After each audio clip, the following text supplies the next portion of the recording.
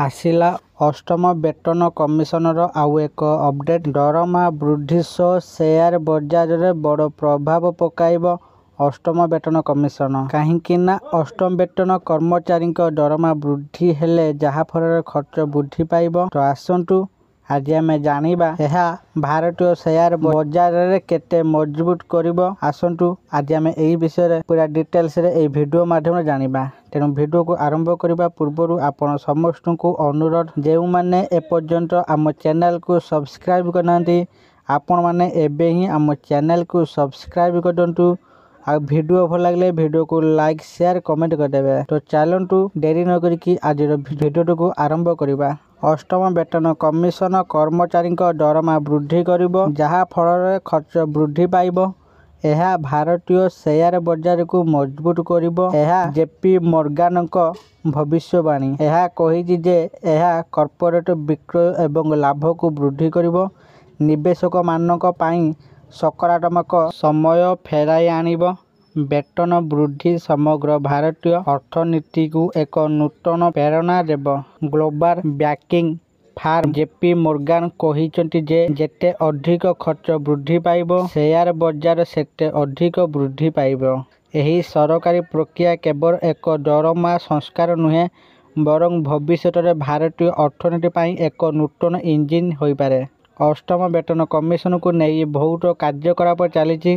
ଅବସରପ୍ରାପ୍ତ ବିଚାରପତି ରଞ୍ଜନ ଦେଶାଇଙ୍କ ନେତୃତ୍ୱରେ କମିଟି ସକ୍ରିୟ ଭାବରେ ଏହାର ପ୍ରାରମ୍ଭିକ ବୈଠକ ପରିଚାଳନା କରୁଛି।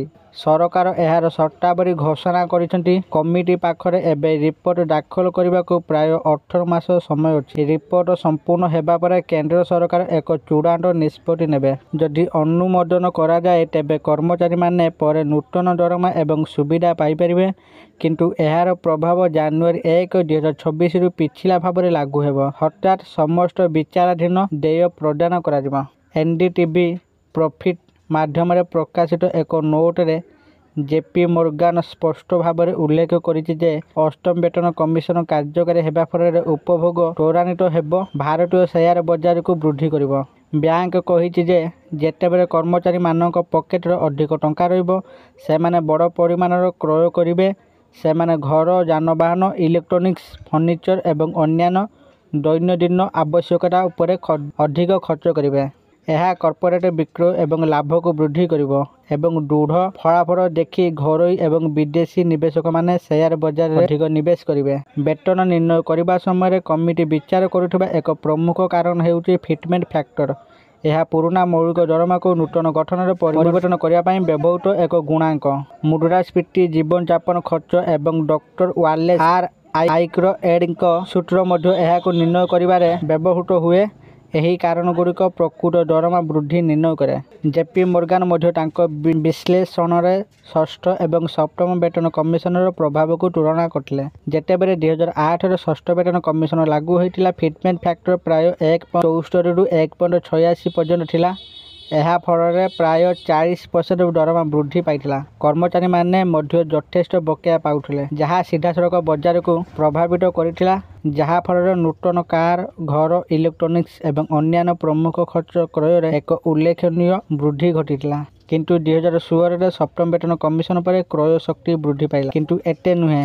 ଯଦିଓ ଫିଟମେଣ୍ଟ ଫ୍ୟାକ୍ଟର 2.57ରେ ସ୍ଥିର କରାଯାଇଥିଲା, ପ୍ରକୃତ ଦରମା ବୃଦ୍ଧି କେବଳ 23ରୁ 25% ଥିଲା, କାରଣ ସେହି ସମୟରେ ମୂଳ ଦରମାରେ 125%ରେ ପହଞ୍ଚିଥିବା ମହଙ୍ଗା ଭତ୍ତା ଡିଏ ନୂତନ ବ୍ୟବସ୍ଥାରେ ଶୂନ୍ୟକୁ ହ୍ରାସ କରାଯାଇଥିଲା।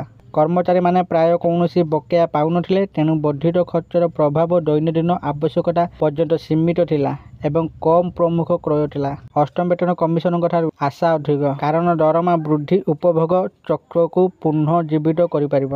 ଏହା ସରକାରଙ୍କ ପାଇଁ ଅଧିକ ଟିକସ ରାଜସ୍ୱ ସୃଷ୍ଟି କରିପାରିବ, କର୍ପୋରେଟ ଫଳାଫଳକୁ ମଜବୁତ କରିପାରିବ ଏବଂ ଭାରତୀୟ ସେୟାର ବଜାର ପାଇଁ ଏକ ସକାରାତ୍ମକ ପରିବେଶ ସୃଷ୍ଟି କରିପାରିବ।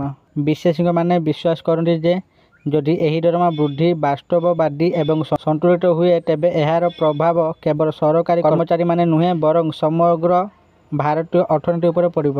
ଆଶା କରୁଛି ଆପଣମାନଙ୍କୁ ଏହି ଭିଡ଼ିଓଟି ନିଶ୍ଚିତ ଭାବରେ ଭଲ ଲାଗିଥିବ। ଆଉ ଆପଣମାନେ ଭିଡ଼ିଓ ଦେଖି ସବୁକିଛି ବୁଝିଯାଇଥିବେ ଯେ ଅଷ୍ଟମ ବେତନ କମିଶନ ବୃଦ୍ଧି ହେଲେ ଏହା ସେୟାର ବଜାର ଉପରେ କ'ଣ ସବୁ ପ୍ରଭାବ ପଡ଼ିବ आपण मैंने वीडियो देखि सबकि बुझी जाइए। जदि आपण मानकु एई वीडियोटी भल लगी थाए दयाकोरी एई वीडियो को बहुत मात्रा लाइक शेयर और कमेंट कर दिंतु। आ जो मैंने एपर्यंत आम चैनल को सब्सक्राइब करते आपण मानकु अनुरोध आपण मैंने एबे ही आम चैनल को सब्सक्राइब कर दिंतु। आ नोटिफिकेशन बेल आइकन को ऑल पर क्लिक कर दिंतु कहीं ना जितेबाला आम चैनल रे कौन सी अपडेट आसो सर्वप्रथमे आपण मैंने आम वीडियो देखिपारे। आज ये पुणी देखा आउ एक वीडियो सेटे पर्यंत मु दीपू आपण मान विदाय नौचे। रोचे धन्यवाद।